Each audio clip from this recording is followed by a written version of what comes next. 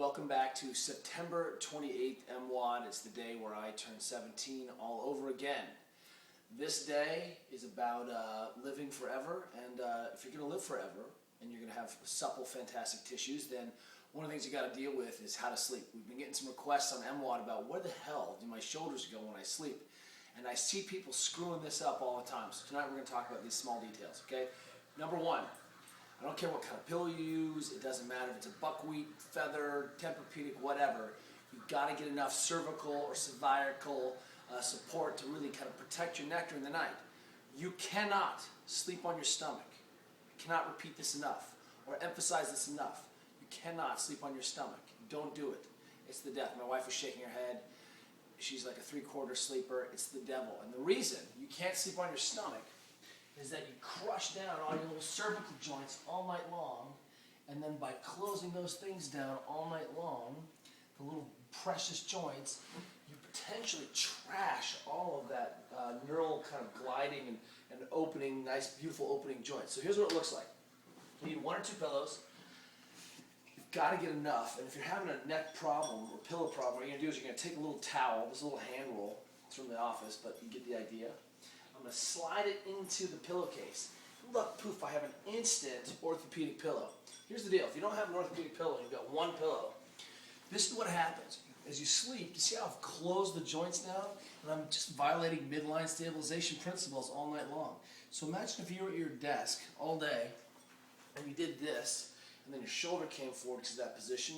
You deserve any shoulder pain that you got, right? Oh, I'm just on the phone. It's cool. We're no better. So the problem is we get this pillow, we think we're good, and then I jam my hands up underneath to try to protect my neck.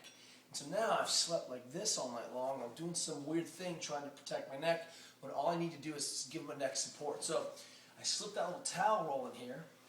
That towel roll, with the helping of the second pillow, really supports the neck on the side. And now look what happens. It's actually ungodly, unnatural to get your hands up by your face. And now you can do something with that hand. You can, I don't know what you do with this hand. You still don't know what to do with this hand when you're like hugging your wife and stuff. But this way, you still don't have a problem about shoving it up, and you're supporting. So the neck is in neutral midline the whole night, and your shoulder drops back into a good position. Even on my back, when we see people have sleep on their back and have shoulder problems, their head drops back too much, their shoulders come forward, just like the broken head position. And when I overhead squat, looking up, my shoulders come forward. The same thing happens. When my head falls back into too much extension, then my shoulders drop into a crappy position, and then I have shoulder problems all night long because I'm sleeping in the D-bag position. So I've got to make sure I've got enough pillow, even if you jam it up, to create a neutral spine. And now look, shoulders drop down. If you're having a super hot shoulder problem because you're living up here in front of the shoulder, you can even take a pillow and prop it here and let the shoulder drop to the back of the socket, almost like you're doing that recovery to the back of the socket. And this, supporting the neck, letting the shoulder drop, makes a big difference. So sleeping in this position looks like you're a World War I, like, or a Civil War veteran bandaged in the hospital, but at least you've got a good start to like cool off the joints, because sleep is when it happens. The first round of deep sleep is when you kick out all the big testosterone, all the growth hormones. So if you screw up that cycle because your neck is tweaked, that's a problem. All right, so give that a try. Sleeping better sleeping. Athletes that respect themselves don't sleep on their stomachs. Even you, Juliet. Okay, now take a look at this. This is a stretch to be done in TV, in the TV room in private, okay? So because it's a little bit awkward. It's happy baby in yoga, and but it's also kind of called the brown star stretch. I don't think this is very cool, and it's embarrassing. So you're on your back is supported, and the happy baby pose in yoga is you reach up and you hook your toes, you shove your your knees up. You totally do just giving the brown eye. So here's what we want to do. We'll do this in private.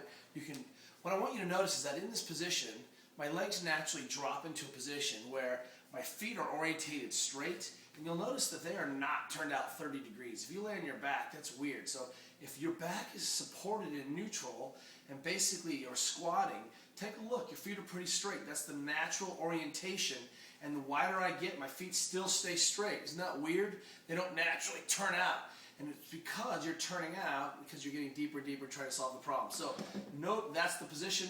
I can reach up, grab the outside, and really camp.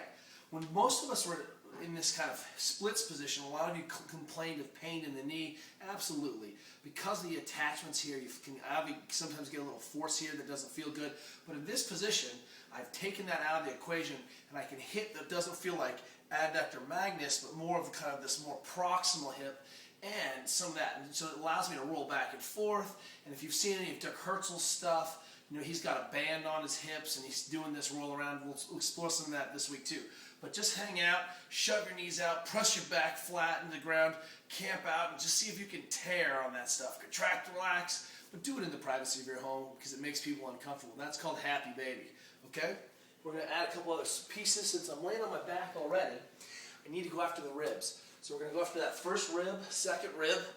I want to drive my shoulder into the ground. This first rib is difficult to mobilize. I'm really going to go after this high rib today. So I'm going to drive my shoulder to the ground and then come up at an oblique angle. And as this arm comes up, that second rib, that first rib needs to descend.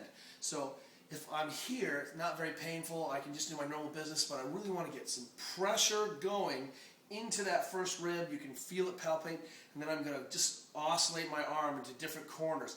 This is really, really painful. I'm not going to lie. I don't care. Pain makes you beautiful, all right? So we're going to play with this a couple minutes. We address the pillow. We've got a few minutes there.